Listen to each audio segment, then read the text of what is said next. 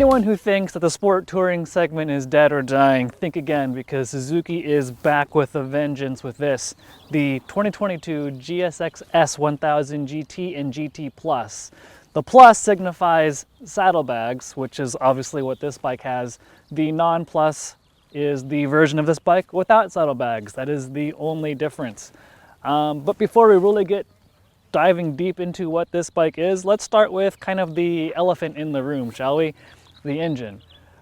Suzuki gets criticized lately for reusing and rehashing the K5 GSX-R1000 engine, and in this case, we're using it again. This is also a derivative of the K5 GSX-R1000 engine. And you know what? I used to be someone who criticized that choice too, but after riding this bike, I gotta say, it really frickin' works.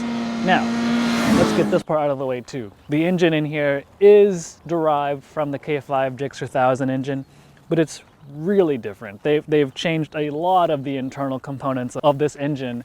You probably really couldn't even call it the same engine anymore. There's a lot of stuff that's changed, but yes, the basic structure, the basic architecture of this engine does come from the K5 GSX-R. With that out of the way, let's get back into the overall components of what this new GSX-R1000 GT Plus is. Different from the naked version in so much that the riding position is different. The bars are actually closer. You obviously have different fairings that are wind tunnel developed. Obviously you've got the windscreen. You have a 6-inch TFT display with a USB port on the side here. Wide bars, like I said, closer to the rider, a more upright and comfortable seating position. You have a trellis subframe that's designed for sport touring. A little bit of a wider passenger seat here for more passenger comfort. 2 up. Also, obviously, it's higher than the rider's seat, so the passenger can see over the rider as well. A host of electronics, like I said, the TFT display. Really bright, really informative, and it changes from white to black, whether it's day or night. ABS, traction control, neither of which are IMU assisted, but honestly, it works okay.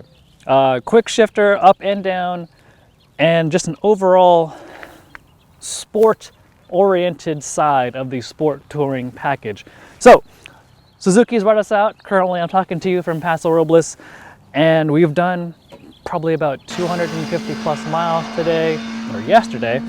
We're gonna do about 250 plus more today. So in total, a 500-mile trip. We're only halfway through it, but already I can tell you, this is a really good motorcycle. Like I said, it all starts back at the engine again. This K5 derived engine makes a lot of power. Super smooth power, super easy to engage. You have the Suzuki ride modes, which is a thing for a long time now. It all delivers the same amount of power, just how it delivers it is a little bit different.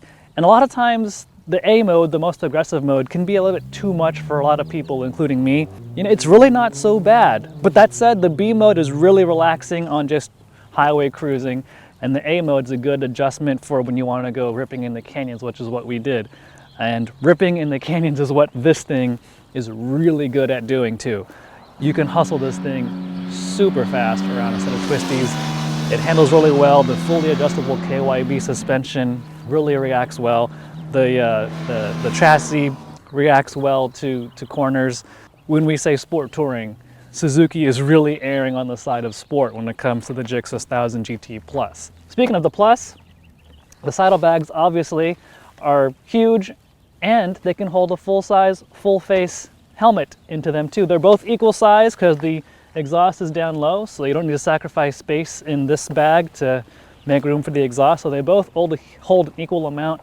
Again, full-size helmet fits in here, and it's things a ripper. You got cruise control, ABS and TC, which honestly, the roads have been great on our trip. We really haven't had to engage them.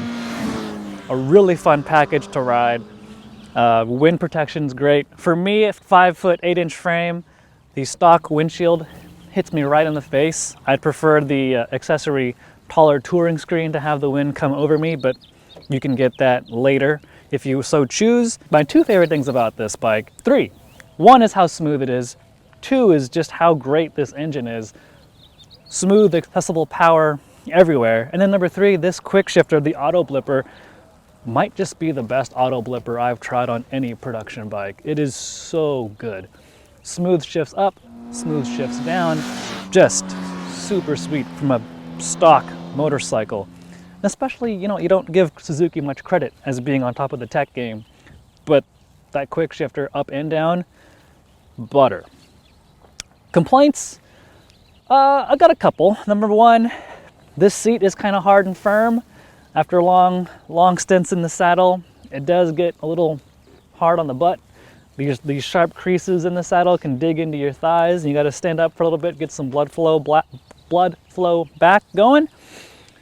The front brake, you got the Brembo radial brakes. The components down there are great. The master cylinder itself and the rubber lines, they let down what would otherwise be a really good braking package. But, you know, those are things you can easily fix in the aftermarket. But yeah, other than that, sheesh, it's hard to find much fault in the GSX-R1000 GT and GT Plus. Super great motorcycle for sport touring, especially if you like the sporty side of sport touring. And then the price, $13,799 for the Plus, $13,149 for the non-Plus with no saddlebags.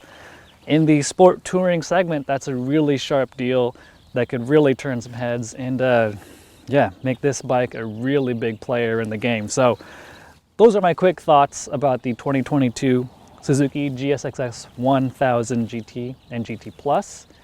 Of course, I'm not even done riding this bike, so once I do that, you got to go over to Motorcycle.com, read my full review there where I can fully break down my thoughts and get into the nitty-gritty of what this machine is. So hope you enjoyed that. That's a quick overview of this bike. Again, go to Mo, read the full story there. And if you're looking for the sport in the sport touring segment, you really should not overlook this bike. It is really, really good. That's it. We'll see you next time. Ride safe and see you later.